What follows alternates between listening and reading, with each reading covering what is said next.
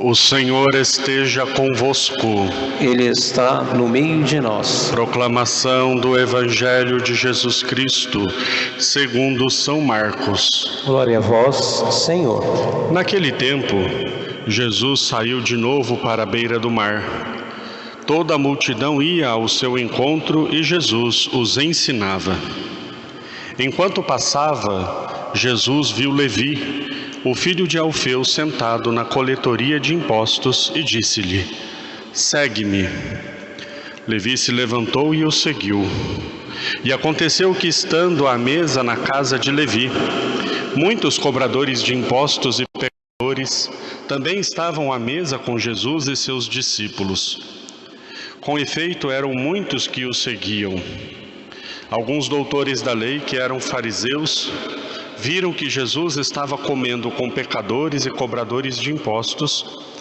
Então eles perguntaram aos discípulos: "Por que ele come com os cobradores de impostos e pecadores?"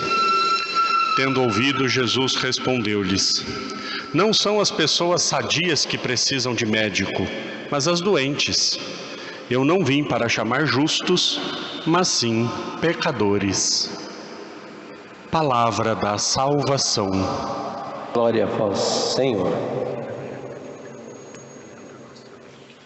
Ó Maria concebida sem pecado, Rogai por nós que recorremos a vós. em nome do Pai, do Filho e do Espírito Santo. Amém. Queridos irmãos e irmãs, neste sábado do tempo comum, nós voltamos a celebrar a memória da Santíssima Virgem Maria. Durante o tempo do Advento, do Natal, tem missas próprias para o sábado também. Mas no tempo comum nós temos aquelas possibilidades de celebrarmos missas votivas. Cada dia da semana tem uma temática e no sábado é sempre dedicado a Nossa Senhora. Por isso, com muita alegria, voltamos a oferecer o Santo Sacrifício em louvor e gratidão pela maternidade de Maria. O Evangelho de hoje nos conta o chamado de Mateus, também conhecido como Levi. Mateus estava na coletoria de impostos, estava fazendo a sua função, o seu trabalho, e Jesus, enquanto ensinava as multidões, enquanto pregava, passando pela coletoria de impostos, ele viu Levi, viu Mateus e o chamou. Uma palavrinha muito simples e muito curta que Jesus disse: "Segue-me, segue-me." E Levi imediatamente levanta daquela coletoria, abandona tudo e vai atrás de Jesus. Bom, primeira coisa a se louvar nesse relato é a prontidão de Mateus, a prontidão de Levi. Se fosse eu, com os meus inúmeros pecados, misérias e fraquezas, talvez muitos de nós também teríamos muitas perguntas para fazer a Jesus antes de segui-lo, né? Jesus talvez passasse, se eu estivesse sentado lá, Jesus talvez passasse e dissesse: "Segue-me." Primeira pergunta: para onde? Para onde? Onde é que o senhor está indo? Ei, volta aqui. Segue para onde? Para fazer o quê? Por quanto tempo? O que eu vou ganhar com isso? Quais são as minhas responsabilidades? Quais são os meus afazeres? Quando é que é a folga? Tem férias? Tem plano de saúde? Talvez nós fizéssemos inúmeras perguntas para Jesus, né? Inúmeras perguntas. O que eu vou ganhar com isso? Talvez fosse a primeira, né? O que eu vou ganhar com isso?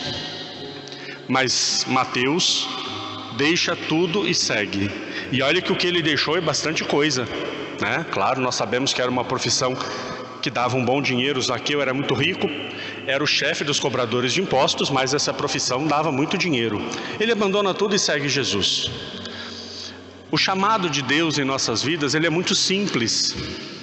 E a nossa resposta deve ser muito pronta, com muita prontidão. Essa é a grande dinâmica do reino de Deus. O reino de Deus é muito simples. O reino de Deus não tem muitas complicações. Aqui, nesse mundo, nós complicamos um pouco as coisas, né? Porque é tudo meio que na base do interesse. Então, como eu disse agora, né? Se alguém me oferece um emprego, por exemplo, então eu quero saber quanto eu vou ganhar, quais são as minhas responsabilidades, né? Tem acordos, tem contratos, tem, né, mútua mútuo ganho, cada um tem que ganhar alguma coisa, né? Quem emprega tem que ganhar, quem está sendo empregado tem que ganhar. Entre nós também, né? O que eu vou ter em troca? Quando nós percebemos que nós nos dedicamos demais a uma situação e da parte de lá não tem dedicação, a tendência é nós abandonarmos, porque é muito difícil quando só um se dedica, seja em qualquer tipo de relação, amizade ou outro tipo de relação. Então, entre nós aqui é meio complicado as coisas. Nós temos meio que contratos, sejam eles formais ou não, para tudo. Mas com o reino de Deus não é assim. Porque para começar a história do reino de Deus, a partir do reino de Deus, Deus deu muito mais do que nós poderemos dar, mesmo que dessemos a vida. Deus amou tanto o mundo que nos deu o seu Filho. Então já não há nada que nós possamos fazer que chegue perto do que Deus já fez por nós. Então por isso que se torna simples. Deus deu tudo. E o que nós demos em troca, o que nós dermos em troca ainda é pouco, perto do que Ele nos deu. Esse chamado de Levi nos mostra como Deus, Ele na simplicidade, Ele quer levar-nos para o céu. Segue-me. E Levi seguiu. Foi atrás de Jesus para o resto da sua vida. Ah, mas quando o Senhor me chamou, o Senhor não falou que eu ia ter que derramar meu sangue? Ah, mas lá naquele dia na coletoria de impostos, o Senhor não disse que um dia eu teria que sofrer tudo isso? Né? Será que Levi nunca pensou nisso? Quando estava lá na barca, quase afundando e Jesus não estava, ou naquela outra ocasião que estava na barca quase afundando e Jesus estava dormindo. O que eu fui levantar daquela mesa aquele dia, né? Levi deve ter pensado algumas vezes. Quando viu Jesus morrer na cruz, o que eu fui levantar daquela mesa? Mas quando ele viu Jesus ressuscitado, que bom que eu levantei daquela mesa. Que bom que eu abandonei aquilo que é tão pouco em vista do tudo. Nós às vezes, até mesmo para dizer da nossa generosidade, nós falamos como se as coisas daqui desse mundo fossem muitas. É muito engraçado, né? Eu lembro quando eu entrei para a vida religiosa, o grande bordão, a grande fala de todos que entram para a vida religiosa, para o seminário, para coisa, é aquela: abandonei tudo por causa do reino de Deus. Olha como nós já colocamos as coisas desse mundo como muito importantes, né? Abandonei tudo por causa do reino de Deus. E esse tudo nem era tanta coisa assim. Esse tudo nem era tanto assim, nunca tive tanta coisa, né? É engraçado, a pessoa que abraça o celibato diz: eu abri mão de todas as mulheres do mundo. Como é que é? Abri mão de todas as mulheres? Abri mão de mais malemar uma, meu filho, que talvez fosse a sua esposa. Todas as mulheres, que pretensão, né? Mas nós colocamos as coisas do mundo como se fossem muitas. Não, abri mão de tudo. Mas eu não tinha tudo. Como é que eu abri mão de tudo? Aí um dia eu falei para o fundador, eu abri mão de nada, por causa do tudo. Ah, você entendeu agora então. Isso que nós temos aqui nesse mundo é nada. O que Levi tinha era nada. Aquele status que ele tinha, que era um status falso, porque um cobrador de impostos tinha uma grande fama no tempo de Jesus, mas ao mesmo tempo para os israelitas era o pior tipo de raça que existia. Era um traidor do seu povo, porque era um israelita cobrando imposto dos seus irmãos para o Império Romano. Por isso que quando os fariseus veem Jesus comendo lá com outros cobradores de impostos, eles ficam indignados. Como é que ele come com esses traidores? Como é que ele é amigo de quem não é nosso amigo? Aí Jesus então vai dizer depois, claro: vim para os pecadores, para que se convertam, e não para aqueles que acham que não precisam de conversão. Pois bem, as coisas desse mundo são muito passageiras. As coisas desse mundo são muito transitórias, são muito frágeis, são muito frágeis. Já tem uns dias que nós estamos meditando um pouco sobre isso. E de verdade, irmãos, nós precisamos cada vez mais olhar para essas coisas. Eu não diria, eu acho que essa palavra é muito forte, mas quase como que com desprezo, sabe? Não no sentido de que não são úteis as coisas do mundo, claro que são, Mas o dia em que nosso coração se prender a coisas tão pequenas, se esquecendo da vocação tão elevada que nós temos à santidade e ao céu, nós seremos homens e mulheres dignos de pena. Se o nosso coração se prender a essas coisas tão pequenas, o nosso coração se apegar a coisas tão passageiras, que, sabe, se perde tão facilmente, nós seremos homens e mulheres dignos de pena. Uma das coisas que essa pandemia nos ensinou foi isso, né? Algumas coisas desse mundo, em determinadas situações, não valem de nada. Nós vimos tantas pessoas com tanto dinheiro e que nem todo o tratamento mais caro do mundo pôde salvar a vida.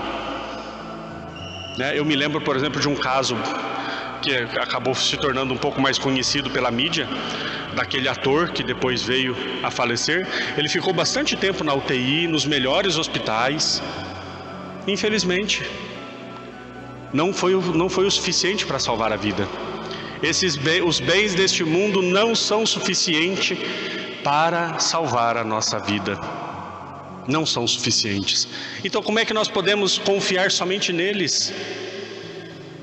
Não é loucura? Não é loucura eu confiar minha vida em algo que pode se perder tão facilmente? Eu morro de medo de altura, não sei vocês, eu morro de medo de altura.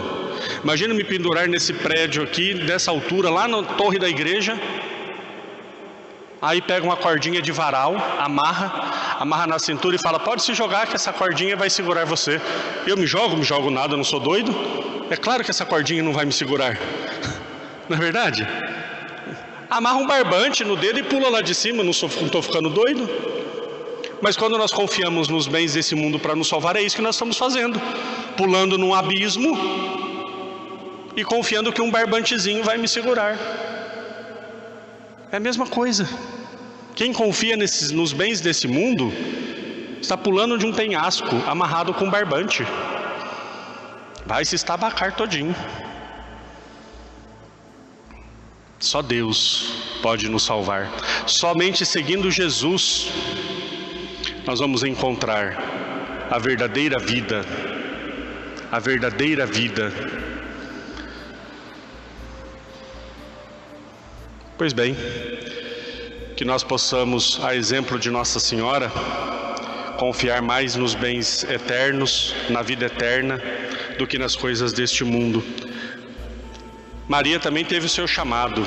Ela, claro, é especial porque desde todo sempre foi criada para ser a mãe do Salvador. Mas assim como Mateus, ela também deu um sim pronto, imediato. Eis a serva do Senhor, faça-se em mim segundo a tua palavra. E no coração de Maria só guardava os milagres de Deus, só guardava os relatos daquilo que falavam do seu filho, e ela guardava tudo isso no seu coração e meditava. Maria tinha o seu coração pleno de Deus, ave cheia de graça. Que nós também tenhamos mais tempo, tenhamos mais amor pelas coisas do céu do que pelas coisas deste mundo. Louvado seja nosso Senhor Jesus Cristo. Para sempre seja louvado.